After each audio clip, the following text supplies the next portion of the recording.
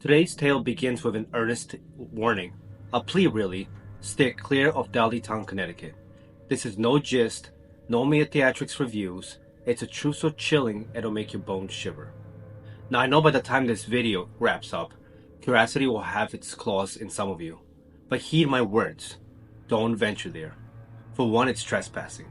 Dudleytown is private property, and secondly, as you'll soon discover, there's a reason that place was forsaken. A reason it's no haven for the living. Okay, let's delve into today's story. The year was 1906, a time of simplicity and quiet charm. Dr. William C. Clark and his wife Harriet, a couple bathed in the hustle and bustle of New York City, found themselves meandering through the serene hills of Litchfield County in Connecticut.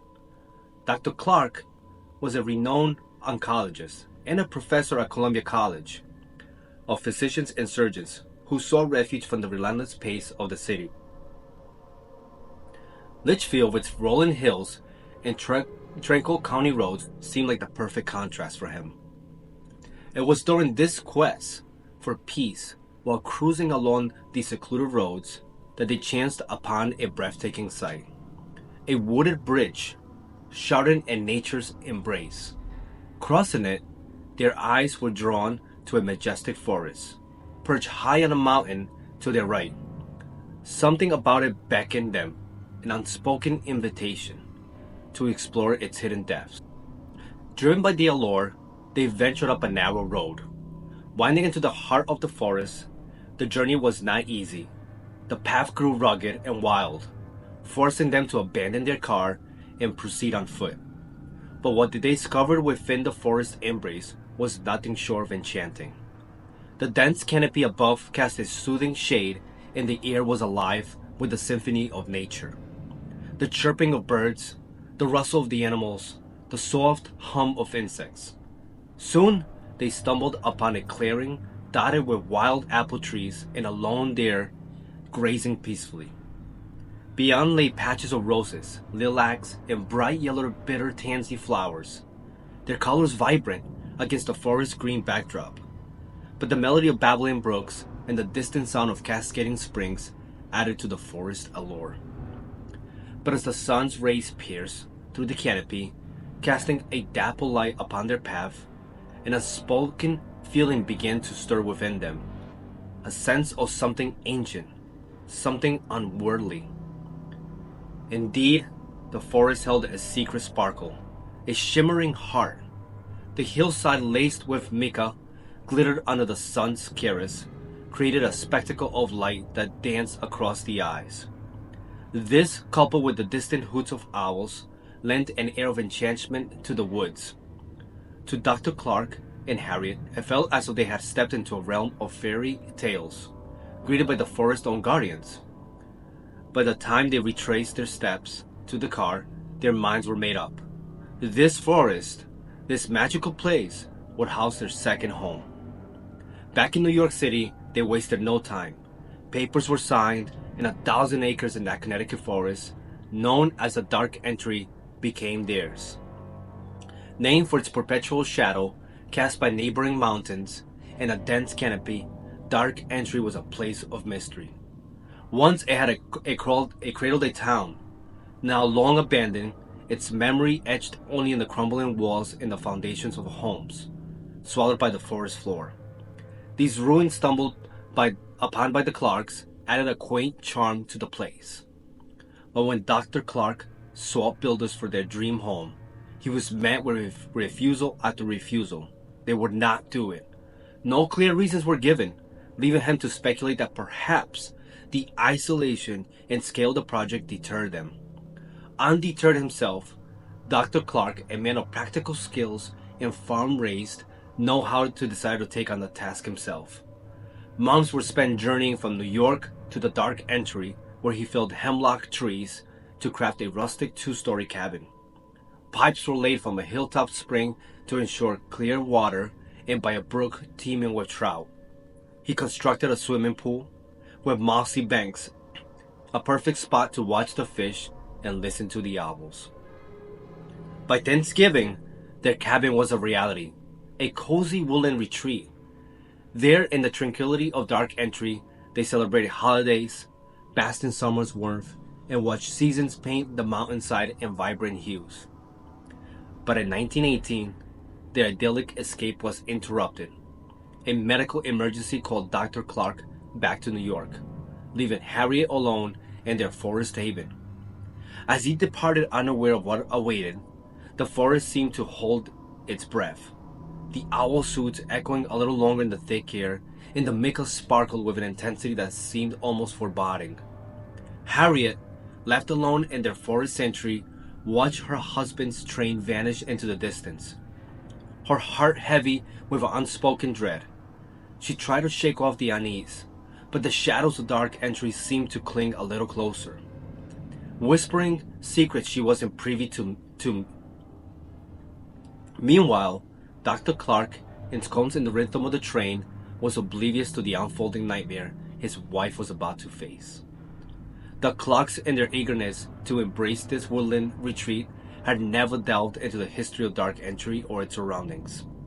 Had they done so, they might have recoiled from what they learned.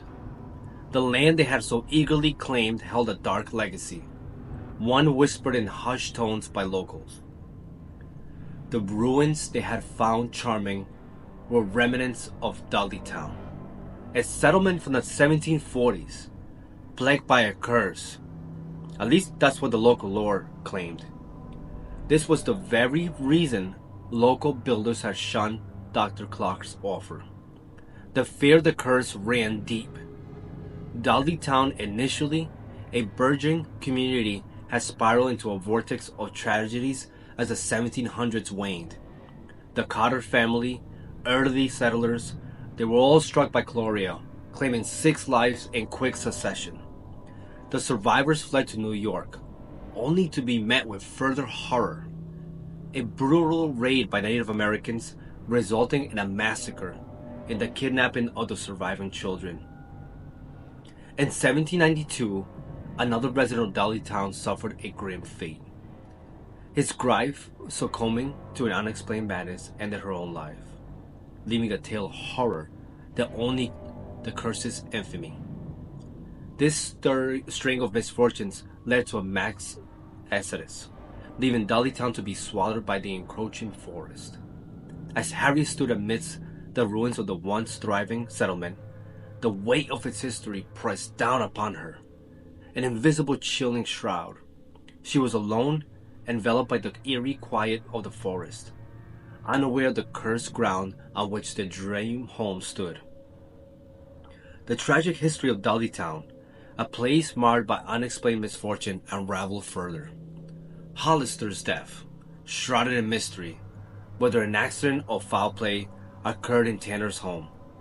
Tanner thereafter became obsessed with tales of bizarre creatures lurking in the forest, his sanity slowly eroding under the weight of his own fears. His daughter, left to care for him, witnessed his descent into madness.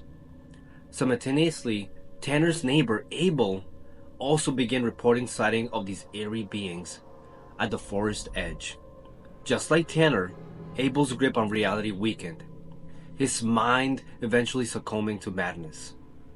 As the years rolled on, the dark cloud over Dudleytown grew denser. General Herman Swift, a celebrated Revolutionary War hero, lost his sanity following the tragic death of his wife that was struck by lightning. Then in 1813, an unidentified epidemic swept through, claiming numerous lives. The pattern was relentless: sudden deaths, mysterious disappearance, and sightings of shadowy figures by night. By 1900, Dudleytown was virtually deserted. Save for the ill-fated Brophy family, their tale was one of the unending tragedy. Their sheep were dying, the mother succumbed to tuberculosis, accusations of theft against the sons, and the subsequent disappearance. Eventually, John Brophy, the patriarch, overwhelmed by grief, vanished into the forest. His home burned to ashes. Dudleytown had become a ghost town by the time Dr. Clark and Harriet chanced upon it in 1906. As we fast forward back to 1918, Dr. Clark, having swiftly dealt with his medical emergency, returning, expecting Harriet, comforts Princess at the station. Her absence sent a ripple of unease through him.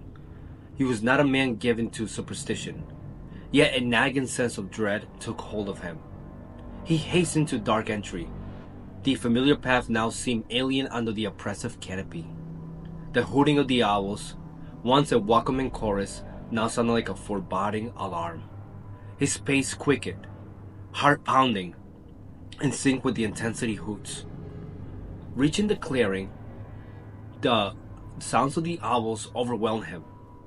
The sight of the slightly ajar front door of their cabin sent a chill down his spine. With a surge of fear, he sprinted up the hill to his porch, flung the door wide open, and a piercing noise erupted from the second floor. Its high pitch sliced through the air. Dr. Clark's heart racing faced the unknown horrors that awaited him inside his once peaceful haven. Dr. Clark stood frozen. As the chilling apathy of owls merged with the haunting, high-pitched laughter from his home, the sound of jarring, out of place in the tranquil forest, was a siren call to the terror that awaited him.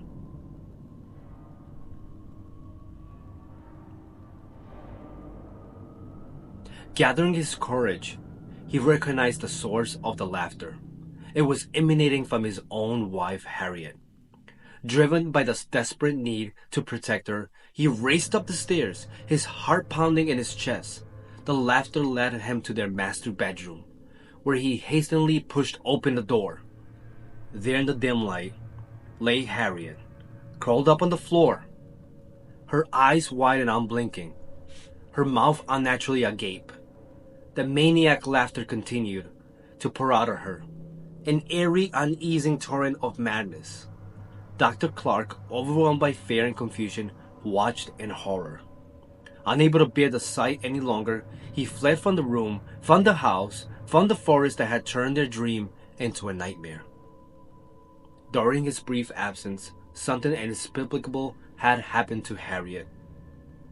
Something that shattered her mind. She became consumed by visions of strange creatures in the forest, her sanity slipping away into the shadows of Dark Entry. Her fate remained a mystery.